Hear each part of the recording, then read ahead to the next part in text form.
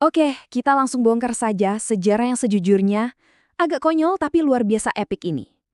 Kalian semua pasti tahu Ducati kan? Merek motor asal Italia yang sangar, identik dengan aura cowok macho dan kecepatan yang lumayan arogan di jalanan. Tapi, coba tebak. Sejarah mereka itu sebenarnya berawal dari hal yang sangat-sangat nggak nyambung. Serius, mari kita mulai pembahasannya. Halo semua, kembali lagi di channel Voice On. Ya, kalian gak salah dengar. Makanya, kalian mendingan duduk diam sekarang, buka mata lebar-lebar, dan perhatikan baik-baik. Karena fakta-fakta yang bakal saya bongkar habis-habisan di ulasan ini dijamin bakal menghancurkan semua ekspektasi kalian tentang Ducati. Coba kalian lihat tahunnya. Tahun 1926. Ada 3 bersaudara asal Italia, Bruno, Marcello, dan Adriano. Mereka ini mendirikan sebuah perusahaan dengan nama yang, jujur aja, panjang banget dan membosankan. Società Scientifique Radio Brevetti Ducati. Kedengarannya kayak nama pabrik motor yang buas? Nggak sama sekali kan? Kalian tahu apa yang sebenarnya mereka bikin pertama kali? Peralatan radio? Ya ampun! Pabrikan motor yang sekarang identik banget dengan top speed gila-gilaan dan desain agresif ini, dulunya tuh cuma sekumpulan cowok nerd yang asyik ngutak-ngatik kabel sama gelombang radio. Bayangin aja, dari bikin radio sampai akhirnya bikin motor yang membelah angin. Ini transisi paling nyeleneh yang pernah ada dalam sejarah industri otomotif. Dan asal kalian tahu ya, mereka ini ternyata cukup jenius loh di dunia perkabelan ini.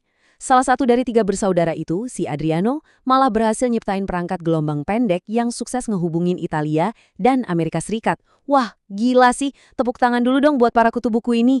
Kesuksesan mereka yang lumayan konyol ini bahkan sampai bikin Guglielmo Marconi, itu loh si penemu radio yang super terkenal, bela-belain datang berkunjung ke markas mereka di tahun 1934. Coba deh kalian bayangin momen pertemuannya. Sekumpulan teknisi radio lagi saling pamer pemancar sinyal kebanggaan mereka. Sangat mengintimidasi bukan? Sama sekali nggak ada tuh aura super baik di ruangan itu, yang ada cuma bau timah solder sama tumpukan kabel tembaga. Tapi ya, namanya juga hidup, dunia tuh gak ngebiarin mereka bersenang-senang sama radio terlalu lama. Perang Dunia Kedua meletus. Dan sama kayak kebanyakan perusahaan di Eropa zaman itu, Ducati langsung panik luar biasa. Mereka terpaksa nge-stop semua produksi. Nah, di tengah kepanikan itu, tebak apa yang mereka lakuin? Mereka nyoba nyembunyiin mesin-mesin dan peralatan pabrik mereka dari tentara musuh. Iya, kalian gak salah dengar. Mereka main petak umpet, bos. Petak umpet ngelawan bom dan tentara. Ide yang sangat brilian, kan? Kayak mikir, ayo kita umpetin mesin segede gaban ini, pasti musuh gak bakal nemuin. Polos banget. Spoiler alert nih, ide petak umpet mereka itu gagal total. Bener-bener setotal-totalnya. Di bulan Oktober 1944, tentara sekutu ngejatuhin bom dan ngeratain pabrik kesayangan mereka di Borgo Panigale sampai jadi puing-puing. Hancur lebur, rata sama tanah. Coba deh kalian bayangin gimana melongonya muka ketiga bersaudara itu ngelihat pabrik radio mereka berubah jadi debu. Tragis sih, iya. Tapi kalau dipikir-pikir lagi, agak lucu juga ironinya. Mereka beneran dipaksa sama keadaan buat mulai semuanya dari titik nol besar. Berada di titik terendah absolut. Coba kalau pabrik itu nggak dibom. Mungkin sampai detik ini Ducati masih jualan antena TV, bukan motor balap. Nah, dari reruntuhan debu itulah akhirnya muncul mahakarya pertama mereka yang, oh ya ampun, rasanya pengen nutup muka saking memalukannya.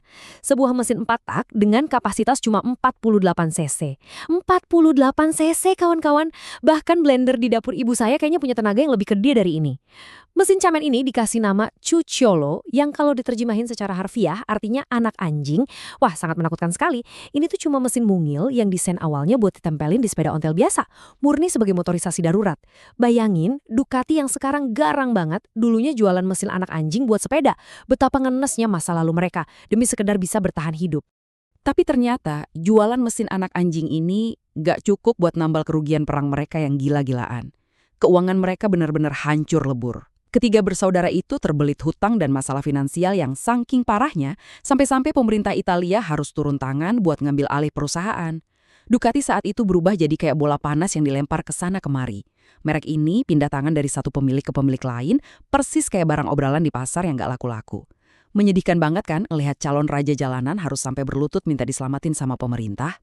Karena sadar mereka butuh uang cepat dari masyarakat Italia yang juga lagi kere-kerenya abis perang, Ducati akhirnya ngelakuin pivot yang sangat putus asa. Mereka mulai bikin motor-motor murah meriah khusus buat pasar massal. Di tahun 1949, muncullah Ducati 60. Terus tahun 1950, ada 65 cc Sport, Lanjut lagi di tahun 1952, mereka ngerilis cruiser 175 cc yang, dengerin baik-baik, punya transmisi otomatis. Otomatis, bener-bener ngilangin esensi pria sejati pada masa itu. Terus disusul lagi sama Ducati 98. Pokoknya, strategi mereka waktu itu cuma satu. Bikin aja motor-motor kecil, ringan dan murah, yang penting orang bisa pakai buat pergi kerja. Nggak ada tuh unsur keren sama sekali di sini, murni cuma buat kendaraan rakyat jelata. Tapi, puji syukur akhirnya ada satu keajaiban yang nyelamatin reputasi mereka. Masuklah seorang insinyur jenius di tahun 1954, namanya Fabio Taglioni. Nah, akhirnya ada juga orang yang beneran pakai otak di sana. Taglioni ini dipekerjain buat bikin motor yang sesungguhnya, bukan sekedar sepeda ontel yang ditempelin mesin anak anjing. Dia langsung rancang motor 4 tak 100 cc dan 125 cc dengan performa tinggi. Dan berkat tangan dingin pria ini, pada tahun 1955, Ducati berhasil melahirkan Grand Sport, motor yang langsung jadi primadona di masanya. Inilah titik baliknya kawan-kawan. Titik di mana Ducati mulai berhenti jadi bahan lelucon dan mulai kelihatan kayak pabrikan motor yang serius. Hey, kalian masih pada nonton kan? Jangan berani-berani sentuh tombol skip atau pindah ke tab lain. Duduk diam dan perhatiin ulasan ini sampai akhir. Karena transformasi mereka dari pembuat sepeda murahan jadi monster jalanan baru aja mau dimulai. Buat kalian yang ngakunya pecinta motor sejati, kalian bakal nyesel seumur hidup kalau sampai berani ngelewatin bagian yang satu ini. Oke, kita masuk ke era 1960-an. Disinilah Ducati akhirnya mulai berani pamer otot. Mereka udah nggak sudi lagi main-main sama mesin kecil murahan. Mereka ngelakuin lompatan teknik mesin yang luar biasa gila dan berhasil memproduksi motor jalan raya 250 cc tercepat dalam sejarah saat itu. Ingat ya, tercepat. Ini adalah momen epik di mana Ducati akhirnya nendang pintu industri otomotif, berdiri tegak di tengah ruangan dan seolah berteriak, "Wey, kami bukan tukang radio lagi, kami adalah raja jalanan." Dengan gaya yang arogan dan mantap, mereka mengamankan tempat mereka di buku sejarah sepeda motor dunia. Tapi biar kalian paham konteksnya, tahun 1960-an itu adalah era yang benar-benar gila. Itu adalah eranya ledakan budaya. Manusia lagi sibuk-sibuknya berlomba keluar angkasa, komputer mulai dikembangkan, musik rock and roll ngancurin tatanan moral konservatif, dan film-film New Hollywood mulai merajalela. Ada budaya pop art, gaya hidup bebas, dan tentu saja pemberontakan anak muda. Pergeseran budaya global ini terjadi dengan sangat cepat. Dan kalian tebak apa dampaknya? Pasar sepeda motor di seluruh dunia bakal berubah secara brutal dan permanen. Begini masalah utamanya. Di era itu, mobil mulai diproduksi secara massal dengan harga yang sangat murah. Jadi logikanya, orang-orang normal yang cuma butuh kendaraan buat ke pasar atau ngantor, pasti bakal lebih milih beli mobil kan? Gak bakal kehujanan, gak bakal kepanasan. Terus, siapa dong yang mau beli sepeda motor? Pabrikan motor langsung panik massal. Motor yang tadinya cuma berfungsi sebagai alat mobilitas fungsional alias kendaraan buat nguli, pelan-pelan mulai mati. Sepeda motor akhirnya dipaksa berubah wujud jadi mainan buat berekspresi. Kendaraan khusus buat para pemuda pemberontak yang lagi nyari kesenangan, adrenalin, dan citra diri. Motor harus berevolusi jadi barang yang fun to drive, bukan cuma sekedar alat transportasi menuju pabrik. Karena pasar nuntut sesuatu yang brutal dan menyenangkan, Ducati di tahun 1970-an langsung banting setir sepenuhnya. Selama tinggal mesin kecil cemen, mereka mulai nyiptain monster dengan memproduksi mesin V-twin berkapasitas besar. Mesin yang ukurannya raksasa, boros bensin, suaranya berisik minta ampun, dan sanggup menggetarkan aspal jalanan. Dan jangan sampai kita lupa momen krusial di tahun 1973, waktu mereka ngerilis desain katup Desmo yang super melegenda itu, Desmoromic Valve. Ini dia mahakarya mekanik yang bikin Ducati beda kasta dari pabrikan motor receh lainnya sampai detik ini. Mereka benar-benar nemuin DNA kesombongan mereka di sini. Tapi lucunya nih, biarpun mesin mereka udah sekeren itu, manajemen keuangannya tetap aja sekonyol dulu. Pada tahun 1985, Ducati dibeli seluruhnya sama Cagiva, pabrikan motor Italia saingan mereka.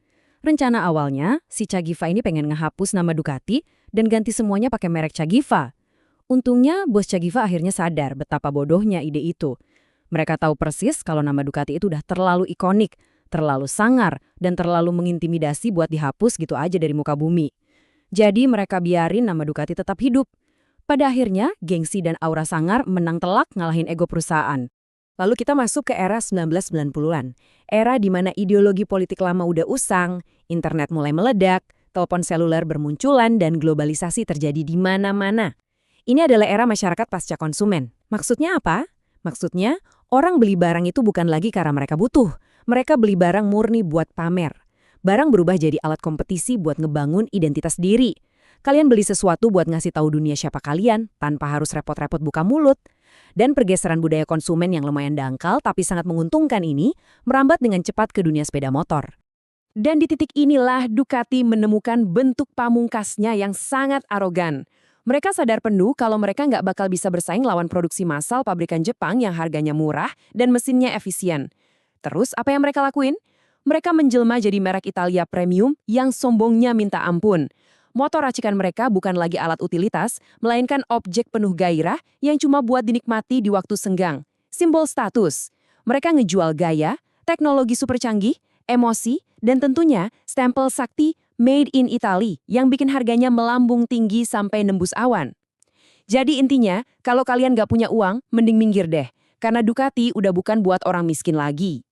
Nah, ini dia momen puncaknya, klimaks dari semua perjuangan konyol mereka. Demi ngejar status premium, Ducati akhirnya nyiptain ikon jalanan yang paling abadi, paling dihormati, dan pastinya paling banyak ditiru, Ducati Monster dan Ducati 916. Ingat, ini bukan cuma sekedar motor biasa.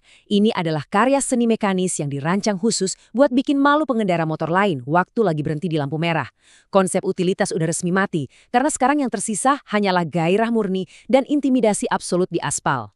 Coba kalian perhatiin baik-baik setiap lekukan dari Ducati Monster yang luar biasa buas ini. Ingat ya, di pembahasan ini kita cuma nampilin desain motor original yang murni asli buatan mereka. Bukan motor abal-abal atau bajakan murah dari merek lain. Lihat tuh, bodinya ditelanjangi, sengaja banget buat mamerin mesin besarnya yang kelihatan sangat menakutkan. Terus ada rangka teralis tinggi yang super ikonik itu dipadukan sama muntahan tenaga yang luar biasa buas.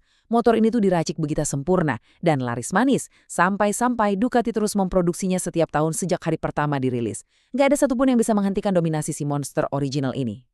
Dan coba lihat mereka hari ini. Berubah jadi sebuah pabrikan papan atas yang ditakuti dan sangat diperhitungkan oleh siapapun, baik di lintasan balap maupun di jalan raya. Jajaran motor superbike modern asli buatan mereka sekarang sangat mengerikan dan jumlahnya luar biasa banyak. Bayangin, dari sekumpulan pria kutu buku yang dulunya cuma bisa bikin pemancar radio pendek dan mesin anak anjing berkapasitas 48 cc buat sepeda ontel, sekarang bermutasi jadi dewa sepeda motor dunia dengan desain yang sukses bikin semua orang meneteskan air liur. Ini benar-benar kisah balas dendam dan kebangkitan yang sangat kurang ajar, tapi sumpah brilian banget. Terima kasih ya teman-teman sudah menyimak video ini hingga selesai. Nah sekarang saya punya satu pertanyaan penting nih buat kalian yang mendadak merasa jadi pengamat otomotif setelah nonton ulasan panjang lebar ini. Model Ducati original mana sih yang rela bikin kalian sampai kepikiran buat ngejual ginjal di pasar gelap?